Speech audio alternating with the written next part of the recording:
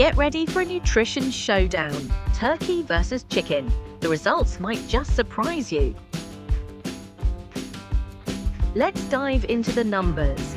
An 85-gram serving of turkey contains approximately 150 calories and 3 grams of fat. Meanwhile, the same serving size of chicken contains around 160 calories and 4 grams of fat. Turkey is not only lower in fat, but it's also packed with protein, vitamins, and minerals. It's an excellent choice for those looking to manage their weight or support muscle growth. By choosing leaner proteins like turkey, you can reduce your overall fat intake, which can help lower your risk of heart disease and other health issues. Turkey isn't just for holidays. It's a versatile protein that can be grilled, roasted, or sautéed and added to a variety of dishes.